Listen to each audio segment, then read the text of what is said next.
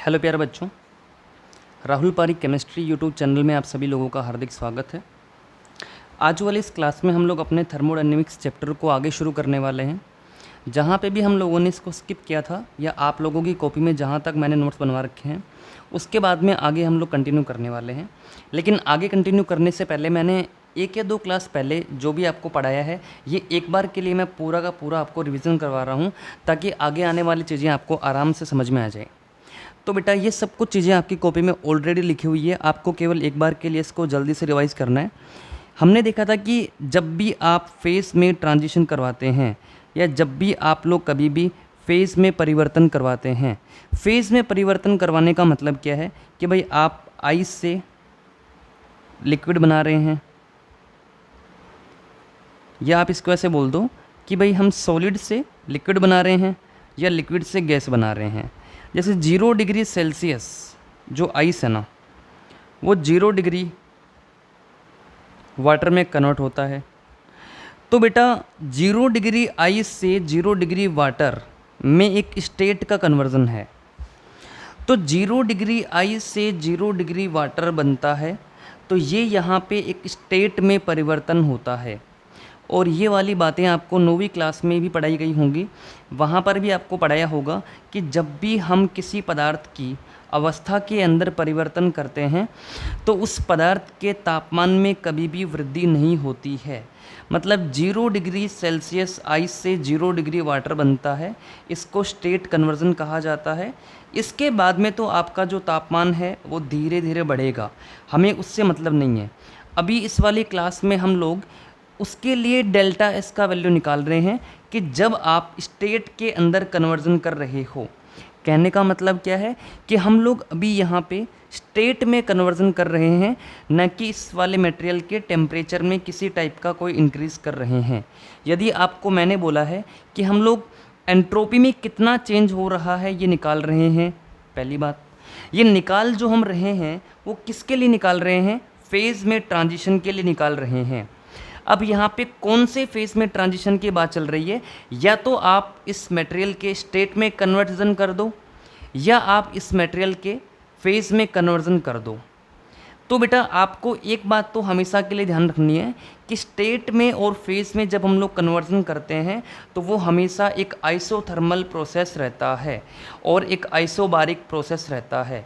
मतलब कि अगर जिस समय पर आप यहाँ पे प्रेशर में चेंज कर रहे हैं उस समय पर जो भी प्रेशर है आपको उसी प्रेशर को कांस्टेंट रखते हुए, उसी प्रेशर को फिक्स रखते हुए इसी प्रोसेस को करवाना पड़ेगा।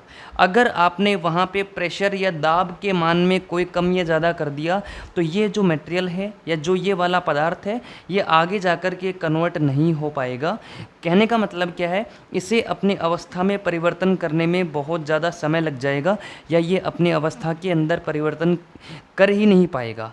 तो कुल मिलाकर के फेज़ जब भी हम लोग चेंज करते हैं तो ये हमेशा और हमेशा एक आइसोथर्मल और एक आइसोबारिक प्रोसेस रहता है। इसके बाद में दो चीज़ें हैं अपने पास में बेटा। पहले अगर हम लोग चर्चा करें यहाँ पे तो वो आती है स्टेट में कन्वर्जन।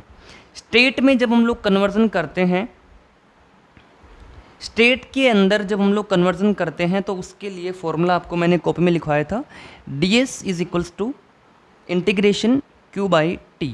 ये आपके सामने एक इम्पोर्टेंट फार्मूला आता है और इसी इम्पोर्टेंट फार्मूले के हिसाब से हम लोग अलग अलग प्रकार की अवस्थाओं में परिवर्तन करने के लिए जो अलग अलग एंट्रोपी को निकालने के फॉर्मूले बनते हैं उनको हम लोग डिराइव कर सकते हैं।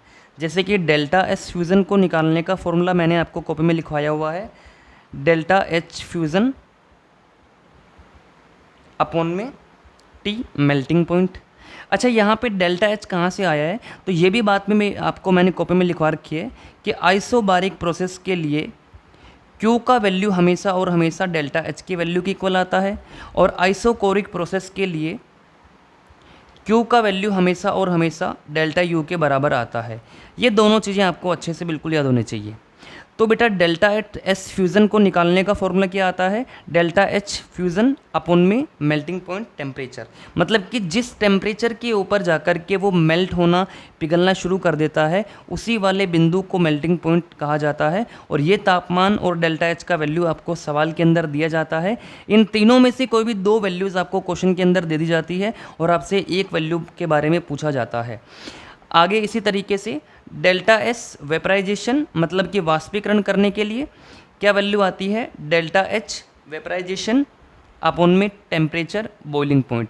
भाई जैसे फ्यूज़न के अंदर हम लोग क्या करते हैं, ठोस अवस्था से उसको द्रव्य अवस्था में लेके आते हैं, वेपराइजेशन में आप उसको लिक्विड से गैस में लेके जाते हैं, और डेल्टा एस सब्लिमेशन यहाँ पे हम लोग इसको सीधा सॉलिड से गैसीय अवस्था में लेके जाते हैं। तो इसके लिए भी बेटा यहाँ पे डेल्टा एच सब्लिमेशन ये भी आपको क्वेश्चन में दिया जाता है, और अपॉन में टेम्परेचर सब्लिमेशन पॉइंट टेम्परेचर। तो कुल मिलाकर के इतना सब कुछ कवर करने के बाद में स्टेट वाला जो पॉइंट है इसको डिस्कस करने के बाद में हम लोगों ने आगे देखा था, ये सारी चीज़ें आपको मैंने कॉपी में लिखवा रखी है। इनमें से ऐसा एक भी पॉइंट नहीं है जो हमने अपनी क्लास में डिस्कस नहीं किया है। एक एक पॉइंट को मैं आपको बिल्कुल अच्छे से डिटेल में डिस्कस करवा चुका हूँ। तो देखिए बेटा आगे, जब मैं बात करता हूँ आपके सामने फेज़ में कन्वर्ट करने वाली, कहने का मतलब क्या है कि आप सिस्टम को किसी भी P1 मतलब किसी भी एक प्रेशर या दाब, वॉल्यूम या टेम्परेचर, इन तीनों में से जब आप सिस्टम को एक स्टेट से दूसरी स्टेट में लेके जाते हैं, ये मान लो अपने पास में स्टेट 1 है और ये मान लो अपने पास में स्टेट 2 है, तो स्टेट 1 से स्टेट 2 में जब आप इसको लेके जाते हैं, अब ये डिपेंड करता है कि भाई आप इसको कौन से प्रोसेस के ऊपर लेके जा रहे हो। यदि आप इसमें प्रेशर की वैल्यू में चेंज नहीं कर रहे हो तो ये आपका आइसोबारिक होगा। यदि आप इसमें वॉल्यूम में कोई किसी तरीके का चेंज नहीं कर रहे हो तो ये आइसोकोरिक होगा। अगर आप यहाँ पे किसी टाइप के टेम्परेचर में चेंज नहीं कर रहे हो तो ये आपका आइसोथर्मल होगा। तो बेटा स्टेट 1 से स्टेट 2 में जब हम लोग जाते हैं तो यहाँ पे अपने पास में एंट्रोपी में चेंज करने का जो फॉर्मूला आता है वो सीधा और सीधा आपको याद करना है। इसका जो डेरिवेशन है वो आपके किसी भी काम का नहीं है। ये भी हमने सारी बातें एक्चुअली में क्लास में डिस्कस कर ली थी। Delta S is equal to n C v l n T2 by T1 plus n R l n V2 by V1। ये सारी की सारी चीज़ें हम लोगों ने डिटेल में क्लास में डिस्कस कर ली थी। इसके बाद में हम लोगों ने जैसे अगर यहाँ पे एन सी वी है, delta S is equal to n C P की जगह अगर हम सी पे लिखते हैं तो l n T2 by T1 plus n R l n P1 by P2। ये सारी चीज़ें हम लोगों ने अपनी क्लास में डिस्कस कर ली थी। अब इसके बाद में अलग अलग प्रोसेस के लिए मैंने आपको डेल्टा एस का वैल्यू निकालना सिखाया था। तो ये सारी चीज़ें आपकी कॉपी के अंदर बिल्कुल अच्छे से मैंने कवर करवा रखी है। लेकिन वहाँ पे जो लास्ट में एक इम्पॉर्टेंट कंक्लूज़न आया था, वो कंक्लूज़न क्या था बेटा कि एडियाबेटिक प्रोसेस के लिए डेल्टा एस का वैल्यू वेरी करता है। यदि आप बात करते हैं रिवर्सिबल प्रोसेस के लिए, यदि आप लोग बात करते हैं रिवर्सिबल प्रोसेस के लिए तो वहाँ पे डेल्टा एस का वैल्यू हमेशा और हमेशा 0 होता है।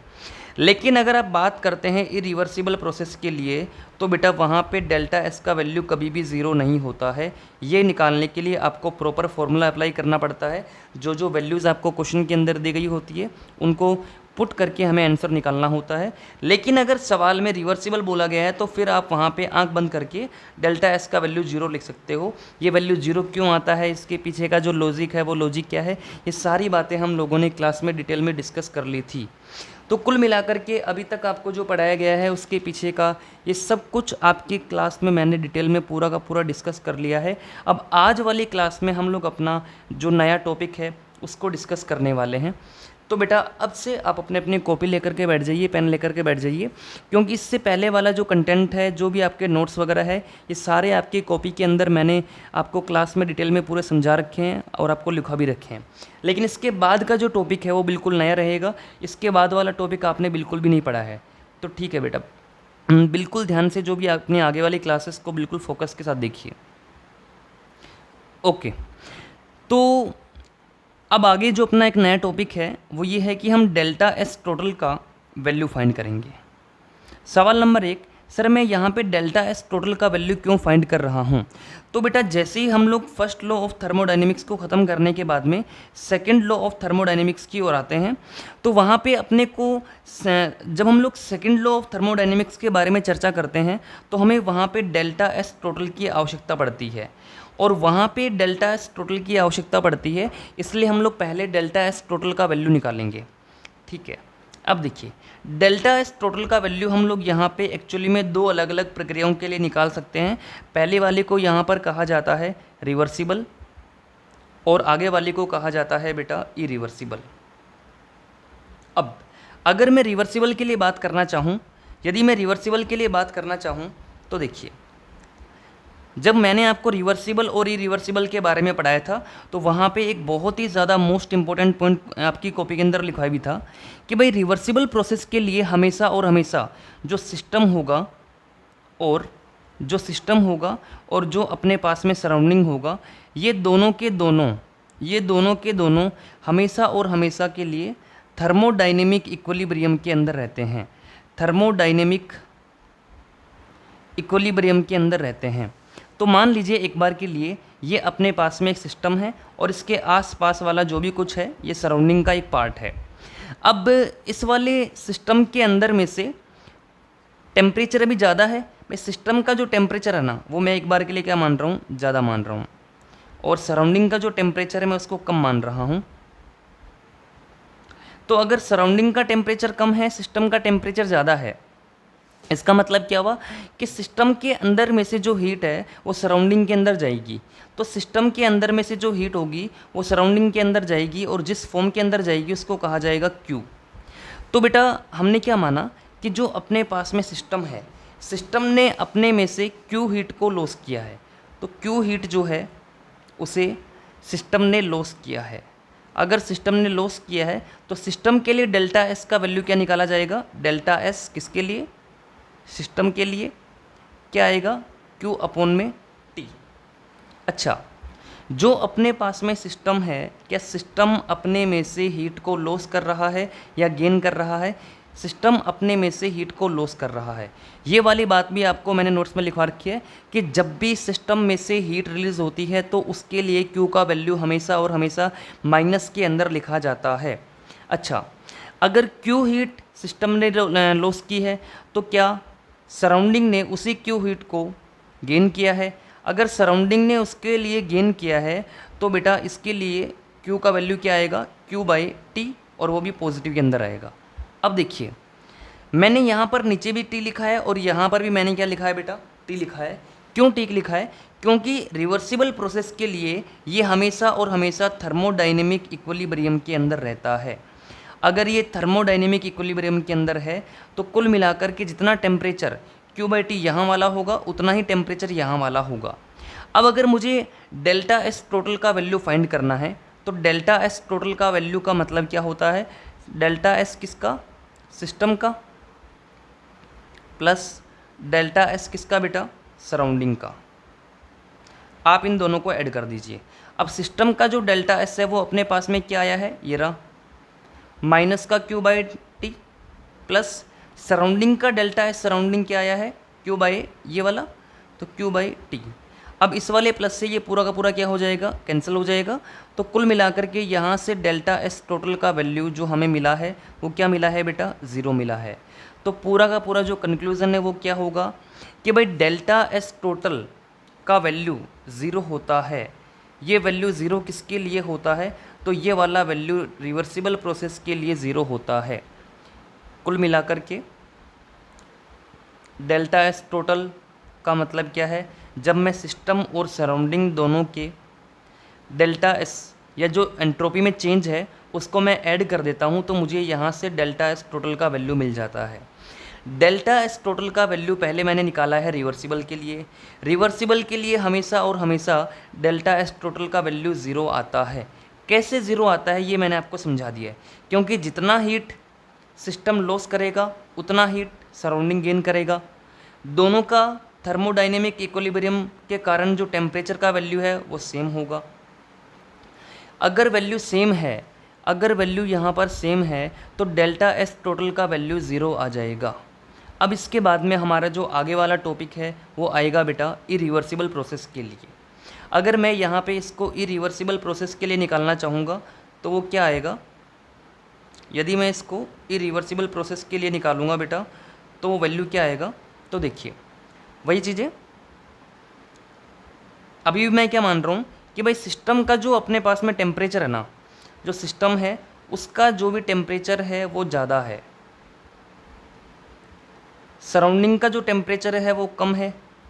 अगर सिस्टम का टेम्परेचर ज़्यादा है तो क्या वो क्यू हीट सिस्टम को सिस्टम से सराउंडिंग की ओर जाएगा। तो कुल मिलाकर के एस का वैल्यू जो यहाँ पर है, ये मान लीजिए अपने पास में सिस्टम है तो सिस्टम से सराउंडिंग के अंदर हीट जाएगा। ये लीजिए बाहर सराउंडिंग है, अंदर सिस्टम है, तो बेटा सिस्टम से सराउंडिंग के अंदर क्यू हीट जाएगा। तो डेल्टा एस सिस्टम के लिए क्या आएगा, क्यू बाई टी और माइनस, क्योंकि सिस्टम अपने में से हीट को रिलीज कर रहा है तो minus Q by T one. उसी तरीके से डेल्टा एस सराउंडिंग क्या आएगा, क्यू बाई टी टू। अब यहाँ पर मैंने नीचे वाले टेम्परेचर को अलग अलग लिखा है क्योंकि इरिवर्सिबल प्रोसेस के अंदर ये दोनों के दोनों कभी भी थर्मोडायनेमिक इक्विलिब्रियम के अंदर नहीं होते हैं। अगर ये दोनों के दोनों थर्मोडायनेमिक इक्विलिब्रियम के अंदर नहीं है तो इनके लिए मैंने अलग अलग वैल्यूज़ का यूज़ किया है। सिस्टम के लिए मैंने T1 का यूज़ किया है, सराउंडिंग के लिए मैंने T2 का यूज़ किया है। और बात क्या है कि T1 का वैल्यू T2 से ज़्यादा है, जब भी तो सिस्टम से सराउंडिंग के अंदर हीट का ट्रांसफ़र हो रहा है। अब देखिए बेटा delta S total is equal to delta S किसका, सिस्टम का, plus delta S surrounding.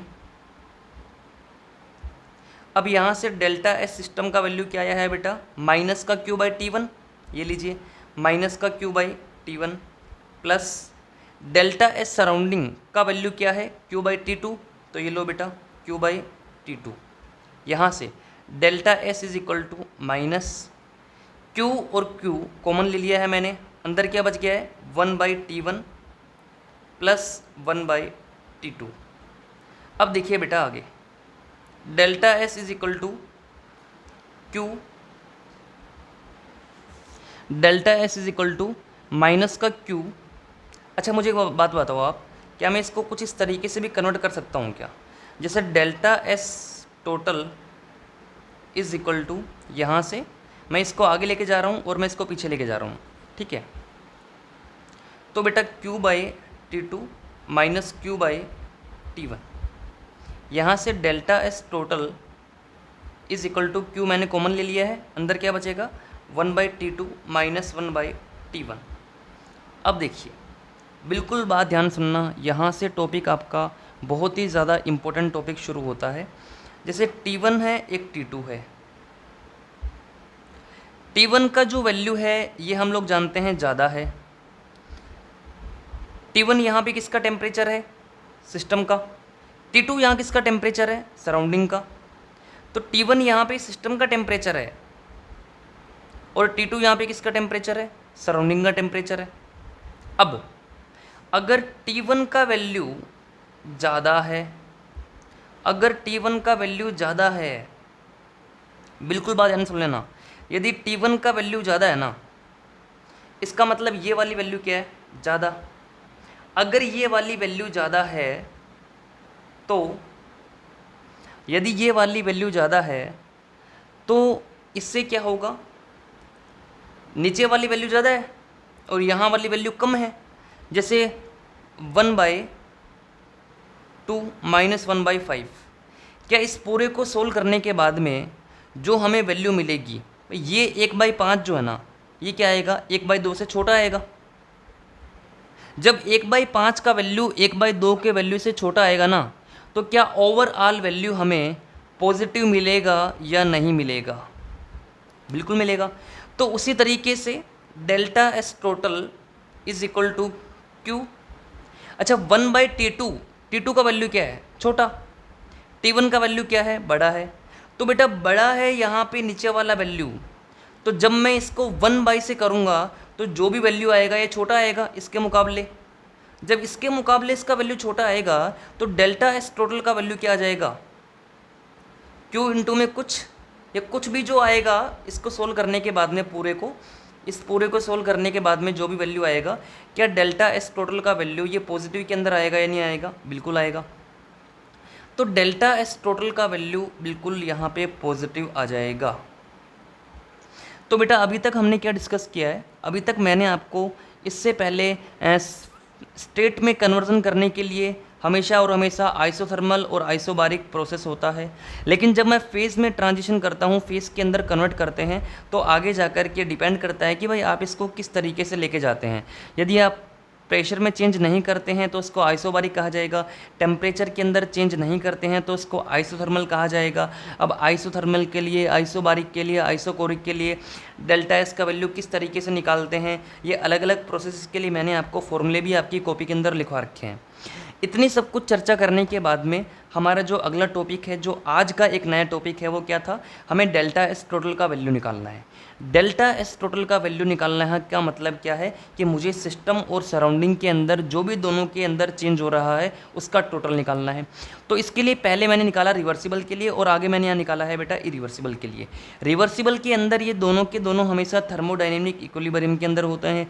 Thermodynamic equilibrium का मतलब क्या है, नीचे वाला टेम्परेचर इसका सिस्टम का और सराउंडिंग का दोनों को दोनों सेम रहेगा। ओके, अब डेल्टा एस टोटल मैंने जब निकाला किसके लिए, रिवर्सिबल के लिए, तो ये वैल्यू 0 आ रहा है। और जब मैंने यहाँ पे सराउंडिंग और सिस्टम का वैल्यू निकाला इरिवर्सिबल प्रोसेस के लिए, तो ये बेटा कैसा आ रहा है, पॉजिटिव आ रहा है।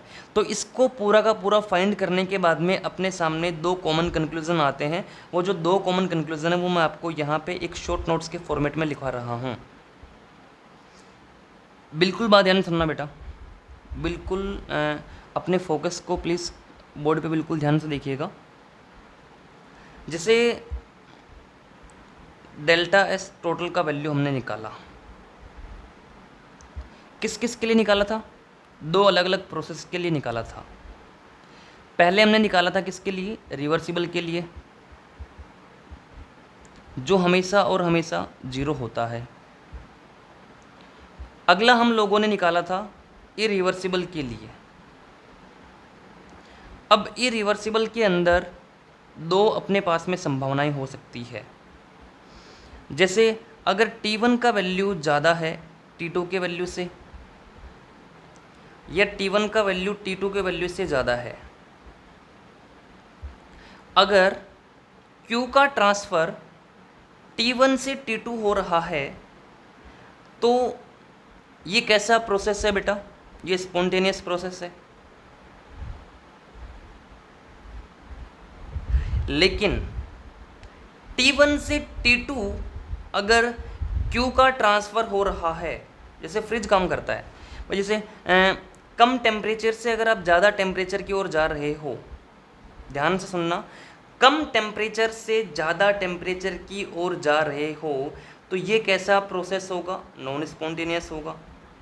ज़्यादा टेम्परेचर से कम की ओर जा रहे हैं, ये कैसा प्रोसेस है, स्पॉन्टेनियस। ये सारी बातें आपको मैं लिखवा चुका हूँ कॉपी के अंदर, हमने एक एक पॉइंट को अच्छे से डिस्कस किया है। तो अभी हमने क्या निकाला था कि अगर T1 का वैल्यू ज़्यादा है T2 के वैल्यू से, तो अगर हीट का फ्लो T1 से T2 की ओर जा रहा है, इसको कहा जाता है स्पॉन्टेनियस प्रोसेस। और इसके लिए डेल्टा एस टोटल का वैल्यू किस में आता है, पॉजिटिव के अंदर आता है। अभी आपके सामने मैंने पूरा का पूरा सोल्व करके दिखाया है कि स्पॉन्टेनियस प्रोसेस के लिए डेल्टा एस टोटल का वैल्यू पॉजिटिव आता है। ओके, लेकिन नॉन स्पॉन्टेनियस प्रोसेस के लिए क्या रहता है, तो डेल्टा एस का वैल्यू, टोटल का वैल्यू जो आएगा बेटा, ये नेगेटिव आएगा। आप इसको रिवर्स कर लो ना, जिस तरीके से हमने यहाँ पॉजिटिव निकाला है आप इसको यहाँ पे आगे जा कर के रिवर्स कर सकते हैं। तो कुल मिलाकर के अभी तक हमने जो पढ़ा है उसका पूरा का पूरा इतना ही कंक्लूज़न है कि डेल्टा एस टोटल का वैल्यू का मतलब क्या है कि जब मैं डेल्टा एस किसका, सिस्टम का, प्लस डेल्टा एस किसका, सराउंडिंग का। कहने का मतलब क्या है, आपने मान लीजिए कोई भी एक ऐसा प्रोसेस किया, किसी भी सिस्टम के अंदर आपने कोई भी थर्मोडायनेमिक प्रोसेस किया, तो प्रोसेस करने के बाद में इस वाले सिस्टम के अंदर कितना एंट्रोपी का चेंज आएगा आप वो निकाल लीजिए, और कितना यहाँ पे सराउंडिंग के अंदर चेंज आएगा जब ये वाला प्रोसेस हो जाएगा, तो उसमें कितना डेल्टा एस का चेंज आएगा आप वो निकाल लीजिए। इन दोनों को ऐड करने के बाद में अपने को डेल्टा एस टोटल का वैल्यू मिल जाएगा। ठीक, डेल्टा एस टोटल का वैल्यू रिवर्सिबल प्रोसेस के लिए हमेशा और हमेशा ज़ीरो आता है, जबकि इरिवर्सिबल प्रोसेस के लिए ये डिपेंड करता है कि अगर स्पॉन्टेनियस प्रोसेस है तो वहाँ पे डेल्टा एस का वैल्यू पॉजिटिव आता है और डेल्टा एस टोटल का वैल्यू नेगेटिव आता है फॉर नॉन स्पॉन्टेनियस प्रोसेस। तो यहाँ तक डिस्कस करने के बाद में हम लोग अपने इस टॉपिक को यहीं पे ख़त्म करते हैं, और इसके बाद में हम लोग अपनी अगली क्लास में एक नया टॉपिक शुरू कर रहे होंगे और उसका नाम रहेगा बेटा second law of thermodynamics. Okay, thank you.